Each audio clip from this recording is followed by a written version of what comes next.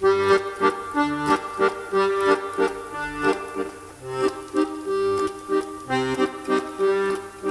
I'm Kat, and this tutorial is for a super fast and easy DIY project for personalized dry erase boards. So this is the one that I keep on my desk because it has a little stand on the back, and I've put a place on the back for it to keep the dry erase marker so I always know where it is.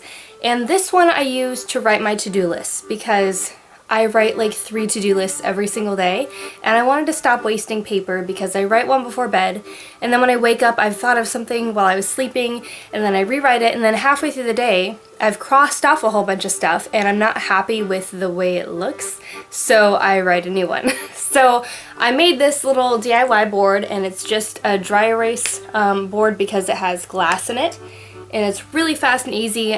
This frame costs less than $5 on clearance at Michael's.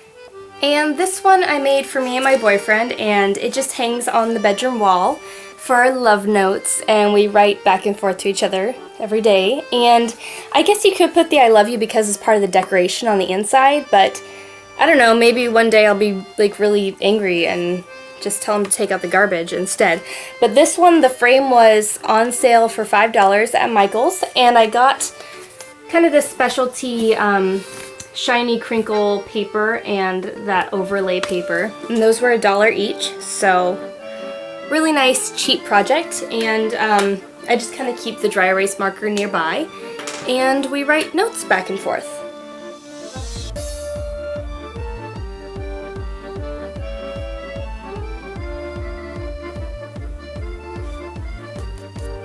So there's a lot of stuff here, but I promise this is a really easy project. You don't have to do the painting part of it if you don't want to, but I got this frame for $4 on clearance at Michael's, and I got this one for $5.75 on clearance. You're gonna need some paint, a paintbrush, something to put your paint on. I'm just using an envelope. If you're gonna do the painting part of that, you will also need some sandpaper. If you're not doing the painting part of it, you will still need your frame with glass in it, not plastic, some scissors, a pen or pencil, dry erase marker, super glue, and these are the little clips that you can put your dry erase marker on the back of your frame with at the end. So if you don't have those, you don't need the super glue, but that's one extra step you can do. You will need the inserts from your frames to use as a template, and of course your decorative paper. I also put a towel down over my work surface because I'm going to be using paint. The very first thing I'm going to do is mix my paint to whatever color I want. Just using some red, a little bit of purple. The best thing to do is to take the glass out.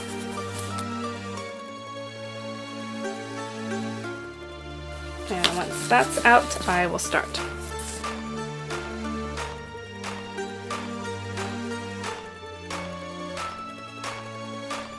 Then let your frame dry for about half an hour to an hour. While your frame is drying, take your decorative paper and the template from the inside of your frame. And if you don't have a template, usually the frame will have some cardboard in it, or you can take the back of the frame entirely off and then just trace around that, or trace around the glass from the inside. But this is the least risky way since sometimes the glass can have sharp edges. So I'll line up those edges right there, and then, and again, this is the back of my paper. I'll just trace like so. Kind of a faint line right there. Then I will take my scissors and cut that out. Then you can set that aside. Now I'm going to work on this large frame that I have as well. This one I'm not going to do anything to the frame because I like it and it matches my bedroom furniture. But what I am going to do, I already took the stickers off and I cleaned the glass, and I have these two. I have this kind of shimmery metallic paper, and then I have one of these decorative overlays. And since I'm using two, I'm going to put the template on the front.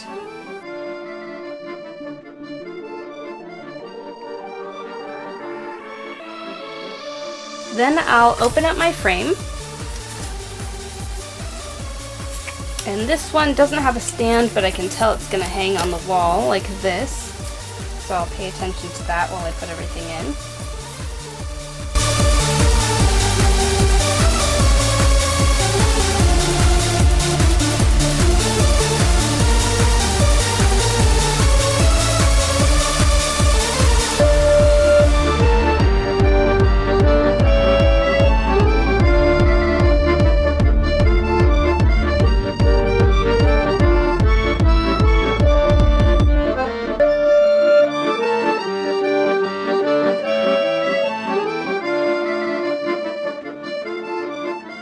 And since it's glass, it comes right off.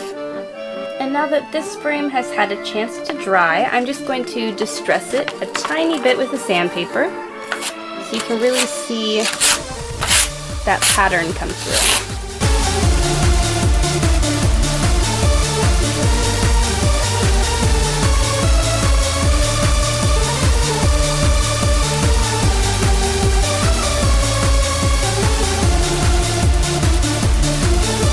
So since this one is going to be sitting on my desk, I have this little extra step I'm going to do on this one.